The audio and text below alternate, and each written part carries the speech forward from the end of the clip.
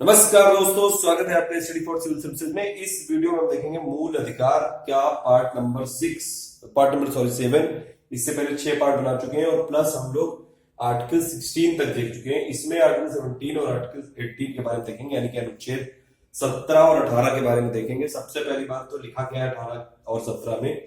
17 वाले में लिखा है कि अस्पृश्यता का अंत, यानी कि एबॉलिशन ऑफ अनटचेबिलिटी, और 18 में लिखा है उपाधियों का अंत, यानी कि एबॉलिशन ऑफ टाइटल्स।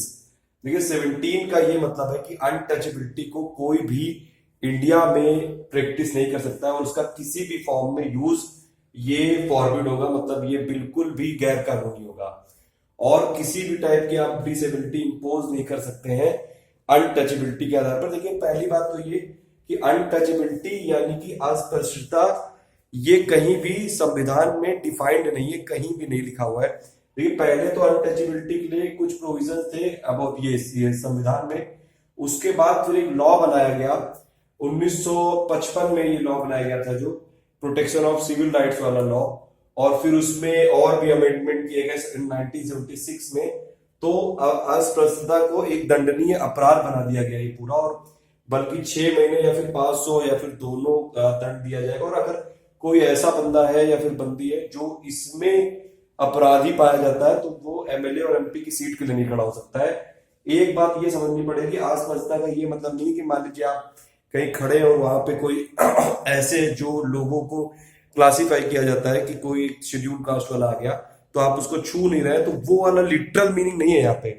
लिटरल या फिर ग्रामेटिकल मीनिंग नहीं है अनटचेबिलिटी का जो संविधान में लिखा है। अनटचेबिलिटी का संवैधानिक मतलब ये है कि जो हिस्टोरिकली डेवलप हुआ है, जो ऐतिहासिक तरीके से डेवलप हुआ है, जो ऐतिहासिक तरीके से ये कुल मिला के अनटचेबिलिटी बनी है। इसका ये मतलब है कि कुछ लोगों को जन्म के आधार पर आप किसी भी तरह से उनको रोक दें कि वो लोग कोई पब्लिक एक्सेस ना कर पाए, सार्वजनिक जगह पे पूजा ना कर पाए, या फिर उनको कुल मिला के उनको ये एक जस्टिफाई करना कि ट्रेडिशनल या फिर फिलोसफिकल या फिर रिलीजियस किसी भी एंगल से कि नहीं नहीं आप बचपन से हो तो आपके साथ आपको ऐसे ही रहना है, आप मंदिर के अंदर नहीं जा सकते हैं, आप दुकानों में नहीं जा सकते हैं। तो ये है कुल मिला के अनटचेबिलिटी का मतलब। या फिर किसी की इवन इंसल्ट करना कि वो एक शेड्यूल कास्ट है, या फिर कोई भी ऐसा भी नहीं कर सकता है इंडिया में रहकर कि वो किसी को कुछ देने लेने से मना कर दे। मतलब कुछ अगर वो मान लीजिए उसकी कोई शॉप है और वो किसी को ऐसे नहीं मना कर सकता है कि वो उनको सामान अपना गुड्स और सर्विसेज नहीं बेचेगा। तो यहाँ पे अनटचेबिलिटी के लिए 2 इंपॉर्टेंट चीजें याद रखिएगा। पहली बात तो ये कि इसको कहीं भी संविधान में डिफाइंड नहीं किया गया है, और दूसरी बात है इसमें कि ये एक्ट जो आया था इसका प्रोटेक्शन ऑफ सिविल राइट्स वाला, यानी कि जो नागरिक अधिकार वाला आया था, उसमें भी कहीं भी इसको डिफाइन नहीं किया गया है।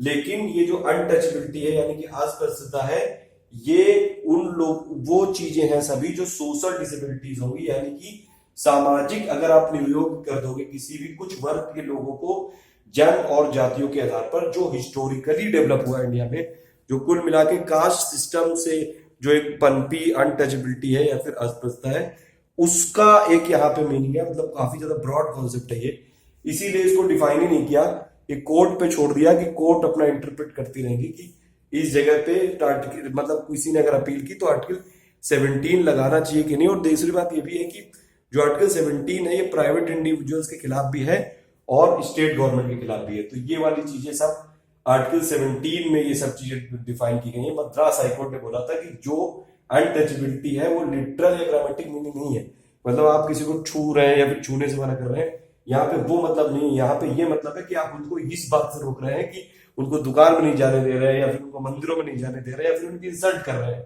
और वो किस बेसिस पे कर रहे हैं कि वो लोग उस धर्म उस मतलब कास्ट में पैदा हुए। तो ये सब चीजें अनटचेबिलिटी में डिफाइंड है, और ये वाला जो फंडामेंटल राइट है ये प्राइवेट इंडिविजुअल के भी खिलाफ है, आप ये याद रखिएगा। ये सब चीजें यहाँ पे बतानी थी। आर्टिकल 18 में लिखा है कि एबॉलिशन ऑफ टाइटल, यानी कि उपाधियों का। देखिए जब ब्रिटिशर्स थे तो उस टाइम पे ये लोग क्या करते थे कि जितने भी जो प्रिंसली स्टेट थे, तो जो भी इनको खुश रखता था या फिर जो भी पत्ते चाटी टाइप की करता था, बटरिंग वटरिंग करता था, वो लोगों को ये लोग नए नए टाइटल दे देते थे। महाराजा, राज बहादुर, राय बहादुर, राय साहब, दीवान बहादुर। तो कुल मिला के ऐसे खुश करने के लिए कि एक क्लासिफाई कर देते थे कि ये लोग ज्यादा विशेष है हमारे लिए और ये आप लोग नॉर्मल लोग हो। तो ये सब चीजें एबॉलिशन ऑफ टाइटल्स में कहा गया है आर्टिकल 18 में संविधान में कि ये ऐसी उपाधि अब स्टेट नहीं दे सकता है, राज्य नहीं दे सकता है किसी को भी। लेकिन फिर ये बात उठेगी कि अगर ऐसी उपाधि राज्य नहीं दे सकता है तो फिर भारत रत्न अवार्ड और ये सब चीजें जो पद्म अवार्ड, पद्म विभूषण मिल रहे हैं। देखिए साफ साफ 1990 में एक केस आया था और सुप्रीम कोर्ट ने बोला था कि देखिए अगर आप किसी का क्लासिफिकेशन मतलब जो समानता है वो तो बंद कर सकते हो, लेकिन उसका ये मतलब नहीं कि आप मेरिट को रिकॉग्नाइज नहीं करोगे। जो लोग टैलेंटेड है उनको बिल्कुल अवार्ड मिलना चाहिए। तो ये सब जो है भारत रत्न, पद्म अवार्ड जो सब 54 में चालू हुए थे 1954 में, फिर ये मोरारजी देसाई ने बंद कर दिए थे 1977 में, 80s में फिर इंदिरा गांधी जी ने चालू कर दिया। तो ये सब जो है ये सब उपलब्धियां हैं, यानी कि पुरस्कार हैं ये, और ये लोगों के टैलेंट को, उनकी मेरिट को रिकॉग्नाइज करते हैं। तो ये सब जो होंगे अवार्ड या पुरस्कार, ये सब उपाधि के अंदर नहीं आएगा, ये इनको स्टेट नहीं दे रहा है, मतलब स्टेट वो मेरिट को रिकॉग्नाइज कर रहा है। कुछ ऐसा क्लास नहीं क्रिएट कर दिया कि जो एक किसी कोई भी मतलब बिना किसी बेसिस के आप किसी को ऐसे टाइटल दे दें, तो वो सब चीजें अब नहीं चलेंगी। महाराजा राज बहादुर, राय बहादुर, राय साहब या दीवान बहादुर, ऐसे टाइप के कोई भी टाइटल अब राज्य की तरफ से यानी कि गवर्नमेंट ऑफ इंडिया की तरफ से या फिर किसी भी स्टेट गवर्नमेंट की तरफ से किसी भी इंडिविजुअल को नहीं दिए जा सकते। ये सब चीजें यहाँ पे है। राज्य कोई उपाधि नहीं देगा, पहली बात ये लिखी है। दूसरी बात ये भी लिखी कि अगर कोई भारत का नागरिक है या सिटीजन है तो वो किसी भी विदेशी अगर राज्य होगा या स्टेट होगा या फिर और भी कोई इंटाइटी होगी तो उससे कोई उपाधि नहीं लेगा बिना यहाँ की गवर्नमेंट की परमिशन के। और दूसरी बात एक और है कि विदेशी भी अगर इवन यहाँ पे इंडिया में रहता है या फिर किसी भी तरीके से गवर्नमेंट ऑफ इंडिया से एसोसिएटेड है या फिर किसी भी ऑफिस ऑफ प्रॉफिट में है, तो वो भी बिना राष्ट्रपति की सहमति के कोई अवार्ड एक्सेप्ट नहीं कर सकता है। ठीक है, कोई भी सॉरी टाइटल एक्सेप्ट नहीं कर सकता है। और एक लास्ट में ये बात है कि कोई भी चाहे वो विदेशी हो चाहे नागरिक हो, विदेशी राज्य से वो किसी भी तरीके का प्रेजेंट, गिफ्ट, उपहार ये सब नहीं ले सकता है। ये सब चारों बातें लिखी हुई हैं। लेकिन इसमें जो भारत रत्न अवार्ड है प्लस जो पद्म अवार्ड है वो सभी अलाउड है। लेकिन इसमें एक बात ये है दी गई है कि मान लीजिए अगर किसी को भारत रत्न अवार्ड मिल गया, जैसे सचिन तेंदुलकर को मिला है, तो वो ये नहीं लिख सकते हैं अपने नाम के आगे कि भारत रत्न सचिन तेंदुलकर या फिर सचिन तेंदुलकर भारत रत्न। तो उस जो अवार्ड है उसको प्रीफिक्स और सफिक्स की तरह आप यूज नहीं कर सकते हैं। ये सिर्फ आपकी मेरिट को रिकॉग्नाइज करता है। ये सिर्फ इस बात को रिकॉग्नाइज करता है कि आप टैलेंटेड है और आपने कुछ अच्छा काम किया है अपने टैलेंट के दम पे। तो ये सब चीजें आर्टिकल 17 और 18 में बताई गई थी।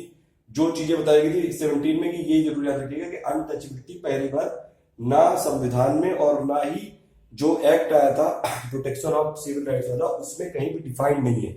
और अनटचेबिलिटी जो हिस्टोरिकली डेवलप हुई है वो चीजें यहाँ पे डिफाइंड है संविधान में। इसीलिए इसमें संविधान ने कुछ बोला ही नहीं ताकि जुडिशरी या फिर कोर्ट अपने हिसाब से उसको इंटरप्रेट कर सके। और जो हिस्टोरिकली डेवलप हुई थी प्रैक्टिस उस टाइम पे जो होती थी कि कई सारे जो कास्टिज्म और ये सब लोगों को मंदिर से रोका जाता था, आज भी होता है वैसे वो सब चीजें, लेकिन वो सब आप गैर कानूनी है।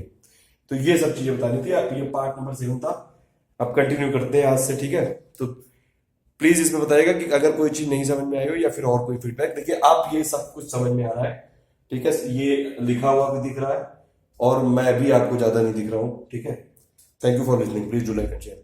देखिए ऑप्शनल के कोर्स चालू हो गए। अगर आप लोगों को पेड ग्रुप ज्वाइन करना है इंडिविजुअल फोकस के लिए प्लस पीडीएफ प्लस नोट्स के लिए, तो आप लोग ज्वाइन कर सकते हैं। ज्यादा जानकारी के लिए व्हाट्सएप पे 7838692618 पे आप संपर्क कर सकते हैं।